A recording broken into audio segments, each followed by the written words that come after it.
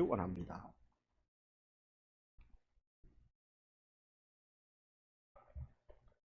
할렐루야. 오늘 말씀은 다들 잘 아시는 베드로가 물 위를 걷는 그런 모습입니다. 오늘 말씀의 제목은 물 위를 걷는 것보다는 보다입니다. 우리 성도님들 혹시 날마다 주님의 기적을 경험하고 계십니까? 혹시 성도님들 중 오실 때 항상 기적을 경험하여서 오늘 교회 오시면서 물 위를 걸어오신 분 혹시 성도님들 계십니까? 뭐 배다리 저수지나 아니면 통북천 이렇게 물 위를 걸어서 왔습니다 하는 분, 네, 아마 안 계실 겁니다. 물 위를 걷는 기적은 아마 온 인류를 통틀어서 베드로만이 경험해 본 그런 기적일 것입니다. 그래서 그런지 이게 특별하다 생각해서 그런지 어떤 지역에서는 매년 믿음을 테스트하기 위하여 물 위 걷기 챌린지라는 것을 하고 있습니다. 그래서 발에 이상한 것을 끼워서 물 위를 막 뛰어가는데 그것은 무엇입니까? 어떤 장비를 의지하는 것입니다. 그것은 기적이 아니라 과학일 것입니다. 기술일 것입니다. 하지만 오늘 베드로는 오직 예수님만을 의지하여 물 위를 걷습니다. 과연 이 기적이 의미하는 것은 무엇일까요? 베드로를 예수님께서 대단한 사람으로 만들기 위하여서 이렇게 하신 것일까요? 아니면 베드로의 과감함이 자신의 기적을 경험할 수 있도록 만든 것일까요? 오늘 말씀을 통하여 주님께서 물 위를 걷는 기적을, 물 위를 걷는 기적보다도 더 대단한 기적이 무엇인지 한번 나눠보도록 하겠습니다. 오늘 말씀의 배경은 이렇습니다. 14장 초반 말씀을 보면 세례 요한이 죽게 되었습니다. 세례 요한은 수많은 사람들에게 영적 리더로서 그들의 지도자였습니다. 수많은 무리의 지도자였습니다. 광야에 외치는 사람으로서 무리는 세례 요한을 따랐습니다. 그러나 그가 죽게 되었고 이제 기적을 베푸는 사람은 오직 영적인 리더는 오직 예수님만 주목받는 상황이 되었습니다.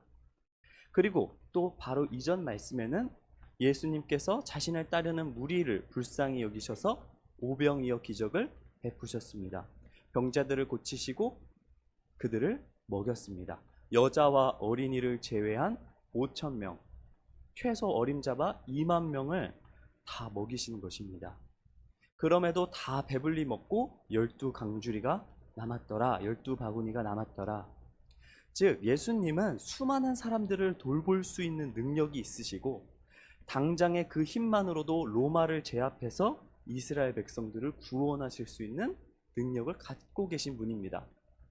전쟁을 하더라도 다치면 치유하고 배고프면 먹이고 무한 동력인 것입니다. 그리하여서 무리는 각자의 자신만의 생각으로 예수님을 따르게 되었습니다. 예수님은 엄청 유명한 사람이 되었습니다.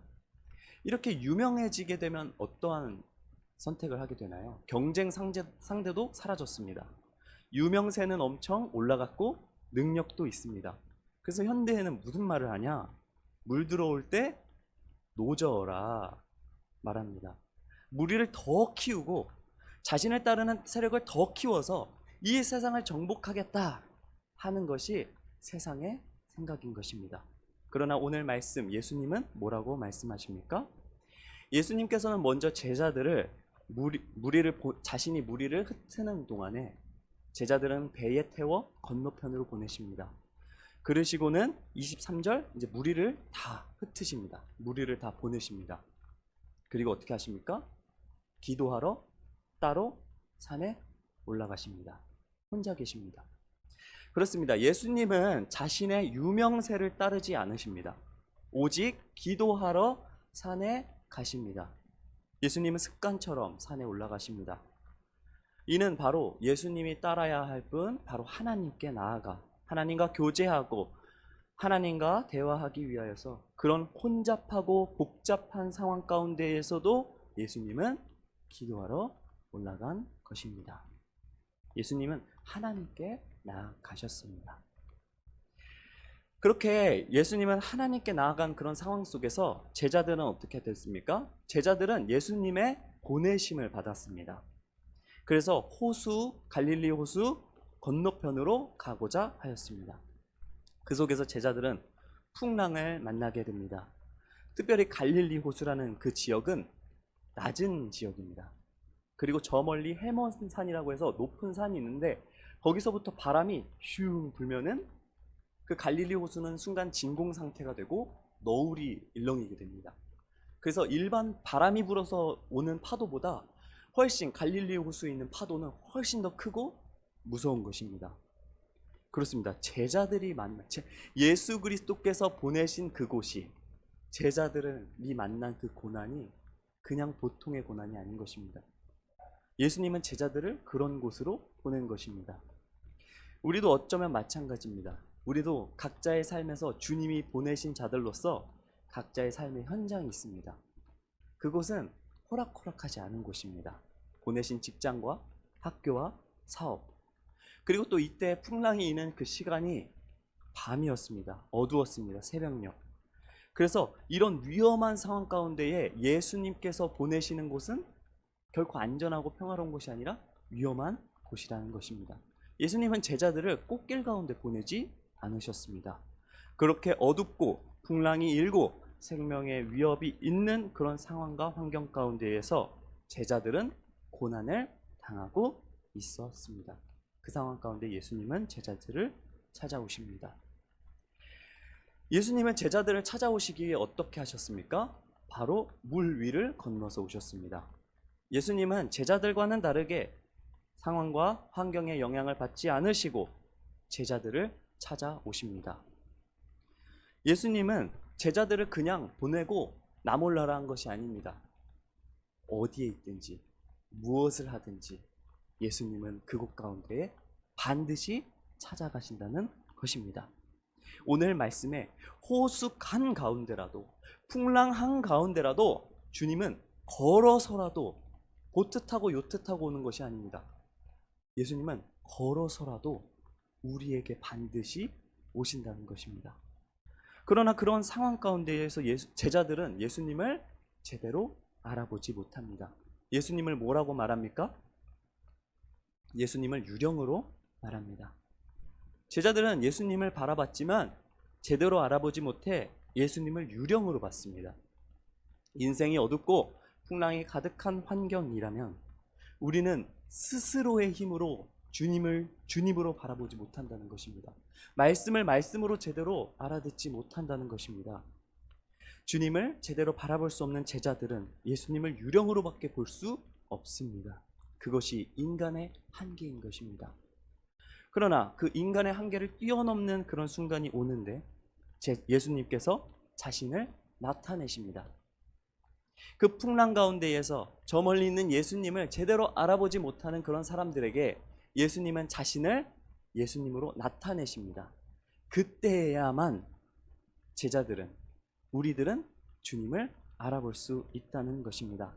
27절 말씀에 보면 예수께서 즉시 이르시되 안심하라, 나니 두려워하지 말라. 그렇습니다. 예수님은 제자들의 그 두려움 앞에서 그냥 천천히 응답하신 게 아닙니다. 즉시 응답하십니다. 그러자 28절 베드로가 주님을 알아보고 이야기합니다. 주님이시거든 나를 명하사 물 위로 오라 하소서. 그래서 주님께 나아가고자 하는 베드로에게 주님은 오라고 말씀하십니다. 베드로는 그 두려운 상황 가운데에서 주님을 시험하고자 하는 마음도 있을 수 있습니다. 그러나 중요한 것은 어떠한 상황이든지 주님께 나아가고자 하는 자들을 주님은 오라고 말씀하는 것입니다. 그러자 베드로가 배에서 내려 물 위를 걷게 되었습니다. 지금 나의 상황과 환경이 어려워 주님께 나아가지 못하고 계십니까? 풍랑 가운데서도 호수 한가운데에서도 주님께 나아가고자 한다면 주님께서는 오라고 하시는 것입니다. 왜 위험한데, 그럴 여유도 없는데 왜 오라고 하십니까? 이 상황이 정말 위험하다면, 지금 풍랑이 세니까 너는 배에서 있어라. 내 상황과 환경이 어려우니까 나에게 안 와도 된다. 굳이 나한테 오지 말아라. 네가 있는 곳이 안전하니까 나에게 찾아오지 말아라 하셨을 겁니다. 정말 그 풍랑이 위험했다면. 그러나 예수님은 베드로에게 그 풍랑 가운데서 오라고 말씀하십니다. 즉, 사람은 하나님께 나아갈 때에만 진정으로 안전한 것입니다. 사람은 예수 그리스도만을 바라볼 때에만 참으로 안전한 것이기 때문에 예수님은 자신에게 오라고 한 베드로를, 나아가고자 하는 베드로를 오라고 말씀한 것입니다. 우리 사람은 예수 그리스도만을 바라보고 예수 그리스도에게 나아갈 때에야 진정으로 안정감을 얻는 것인데, 우리는 우리의 안전을 위하여서 내가 만든 배, 내가 만든 재정, 내가 만든 권력, 내가 만든 명예, 내가 만든 땅의 어떠한 것, 배와 같은 것들을 의지합니다. 내가 붙잡고 있는 그것은 풍랑 가운데 나를 지켜주지 못한다는 것입니다. 오직 우리는 우리의 믿음으로 가장 안전한 곳인 하나님 아버지께 나아갈 때에야, 예수 그리스도 품으로 나아갈 때에야 그것이 가장 안전한 곳이구나 라는 것을 오늘 말씀하고 계시는 것입니다. 그래서 베드로는 가장 안전한 예수 그리스도께 나아간 것입니다. 그러나 베드로는 주님을 온전히 바라보지 못하였습니다. 풍랑을 바라보게 됩니다. 상황과 환경을 바라보게 됩니다. 그러자 베드로는 물에 빠져가게 됩니다. 그 순간 베드로는 어떻게 합니까? 주님을 찾습니다. 주여 나를 구원하소서. 그렇습니다. 우리 모든 사람들은 우리 상황과 환경 가운데에 주님을 바라보지 못하고 빠져가는 존재인 것입니다. 그걸 누구에게 구원해달라고 부르짖어야 하는 것입니까? 예수님께 구원하소서. 그러자 예수님이 어떻게 반응하시냐? 주님이 즉시 손을 내밀어 그를 붙잡으셨습니다. 믿음이 작은 자여 왜 의심하였느냐 하시고, 주님은 사실 베드로의 믿음이 작은 것을 알고 계셨습니다. 그리하여서 즉시 가서 잡아주셨습니다. 그냥 한참 기다렸다가 다 기절할 때쯤 한 것이 아니라 즉시 반응해 주십니다. 믿음이 없는 것을 알고 계신 것입니다. 주님은 우리의 믿음이 없는 것을 알고 계십니다. 우리의 믿음이 작은 것을 알고 계십니다. 그래서 주님, 우리를 구원하여 주시옵소서. 주님을 찾을 때에 주님은 어떻게 반응하십니까? 즉시 우리의 손을 잡아주신다는 것입니다. 우리의 믿음이 없음을 꾸짖지 않으십니다. 주님은 우리의 믿음이 없음을 너무나도 잘 알고 계십니다. 믿음이 없어서 상황과 환경만을 바라보며 빠져간다는 것도 너무나도 잘 알고 계십니다. 그러나 주님을 찾는 자들에게는 주님께서 즉시 응답해 주십니다. 그러나 주님께서 즉시 응답해 주셨지만 지금 당장의 상황과 환경은 그대로였습니다. 그러나 32절, 배에 함께 오름에 바람이 그치는지라. 그렇습니다. 예수님에게 있어서는 바람은 크게, 상황과 환경은 크게 영향을 끼치지 않았습니다. 그러나 제자들에게 있어서 그 상황과 환경은 자신들을 위협하고 자신들을 죽일 만한 큰 위험이었습니다. 그러나 예수 그리스도께서 어디에 오르자 바람이 그쳤습니까? 제자들이 있는 배에 오르자 바람이 그쳤습니다. 그렇습니다. 우리 인생 가운데에서 주님을 모시는 사람들, 이제 주님께서 이제 성령 하나님으로 우리 삶 가운데 오시는데, 우리의 풍랑 가운데에서 우리에게 임하시는 그 성령 하나님, 주님과 함께 계심을 느낄 때에 우리는 어떻게 됩니까? 안정감을 되찾는 것입니다. 안전하고 평안한 것입니다. 아, 주님이 나와 함께 계시구나. 주님이 내 안에 계시는구나. 제자들은 이 모든 과정을 육체와 마음으로 모두 느꼈습니다. 풍랑 가운데 절망에 있는 그 상황 속에서 예수님은 물 위를 건너서 제자들에게 오셨습니다. 그리고 베드로는 예수님에게 나아가고자 했을 때 예수님께서 오라 해서 물 위를 걸었습니다. 그러나 빠져가고 있습니다. 예수님이 즉시 구해 주셨습니다. 그리고 예수님이 갑자기 배에 오르시더니 파도가 그치게 되었습니다. 잠잠해지게 되었습니다. 이 모든 것을 제자들은 경험했습니다. 앞서 말씀드린 무리와는 다르게 제자들은 고난 속에서 진정한 예수님을 경험한 것입니다. 그러자 예수님을 경험한 자들의 고백이 어떻게 바뀝니까? 26절에서는 제자들은 예수님을 유령이라고 말했습니다. 그렇습니다. 무서워하고 소리를 지르며 예수님을 유령이라 했는데 마음속에 어둠과 폭풍우가 있던 제자들에게 예수님을 알아보지 못해 예수님을 유령이다라고 고백하는 것이었습니다. 즉 상황과 환경에 묻혀 있다면 예수님을 예수님으로 제대로 알아보지 못한다는 것입니다. 그러나 33절을 함께 읽도록 하겠습니다. 배에 있는 사람들이 예수께 절하며 이르되 진실로 하나님의 아들이소이다 하더라. 예수님을 진정으로 경험한 자들의 고백, 예수님을 진정으로 만난 자들의 고백, 일단 마음이 편안해지고 예수님의 참된 모습을 보게 됩니다. 예수님의 참된 모습이 무엇입니까? 예수님은 누구십니까? 유령입니까? 그러지 않습니다. 진실로 하나님의 아들이로 소이다. 여기서 하나님의 아들이라고 하는 그 표현은 이스라엘 백성 가운데에 도저히 이해할 수 없는 고백입니다. 이는 신성 모독이라고 말할 수 있을 만큼 자신들에게는 예수님은 하나님의 아들이십니다, 누군가를 하나님의 아들이십니다 라고 말하는 것은 참으로 고백하기 어려운 것입니다. 어떻게 부정한 인간이 거룩한 신의 아들이 될 수 있겠습니까? 그리고 아들이라는 것은 완전히 속성이 같을 때 말하는 것입니다. 예를 들어서 사람이 그 강아지의 아버지가 될 수 있습니까? 강아지가 사람의 속성을 갖고 있습니까? 인간은 오직 인간을 낳았을 때, 자신의 자녀를 낳았을 때에만 그 인간으로서의 그 속성을 자녀가 갖고 있는 것입니다. 예수님은 하나님의 아들로서 하나님, 천지를 지으시고 창조하시고 만물을 다스리시는 그 신의 속성을 똑같이 갖고 있는, 그런 속성을 갖고 있는, 신성을 갖고 있는 분이다. 즉 예수님은 하나님이십니다 라고 제자들은 고백한 것입니다. 이러한 고백을 무리들은 경험하지도 못했고 할 수도 없는 것입니다. 그러나 누구만이 할 수 있습니까?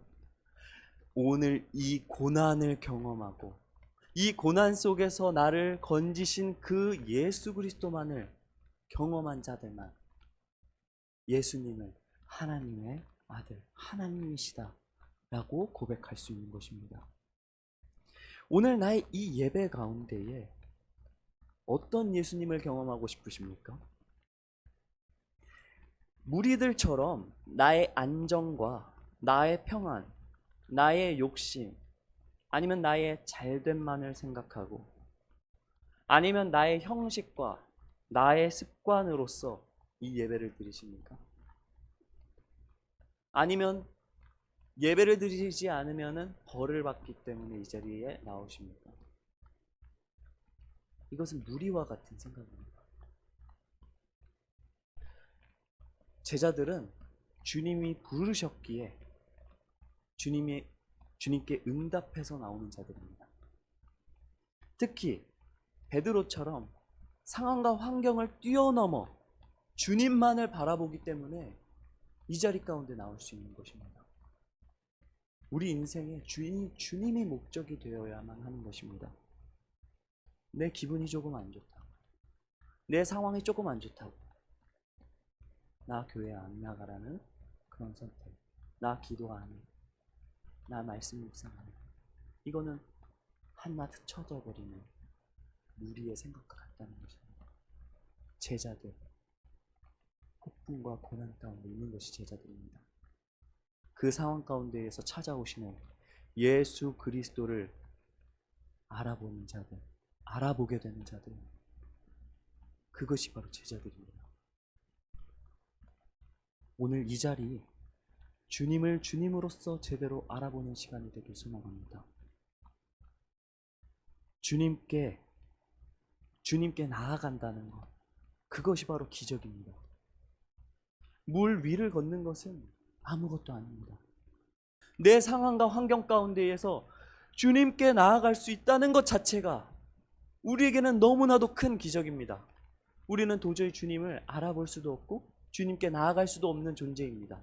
그러나 주님께서 부르셨기에 주님을 알아보게 되고 그런 상황과 환경 가운데 주님께서 나아갈 수 있다는 것입니다. 말씀을 맺습니다. 처음 말씀으로 돌아와 예수님은 무리를 흩으시고 어떻게 하셨습니까? 하나님께 나아가 기도하셨습니다. 예수님은 하나님이십니다. 하나님이심에도 불구하고 늘 하나님께 나아가 교제하였습니다. 어떠한 상황과 환경 가운데에서도 늘 기도하셨습니다. 그리고 기회가 될 때마다 공회에 가서 예배드리시고 말씀을 읽으셨습니다. 예수님께서는 기적을 실천하고 계셨던 것입니다. 어떠한 상황과 환경에 휘둘리지 않으시고 오직 하나님 아버지께만 나아간 그 예수님도 기적을 실천하고 계셨고 능력이 나타났던 것입니다. 그것을 우리에게 보여주셨습니다. 그러면 우리는 한 주간 어떻게 살아가야 합니까? 지금 이 예배를 마치면은 다시 주님께서는 세상으로 나아가라라고 우리를 보내실 것입니다. 우리 파송선언문 하죠. 우리는 주님께 늘 보냄받는 자들입니다. 세상 가운데에서, 풍랑 가운데에서, 시험 가운데에서 늘 시험을 마주하는 자들입니다. 그냥 그 두려움에 빠져가며 살아가시겠습니까?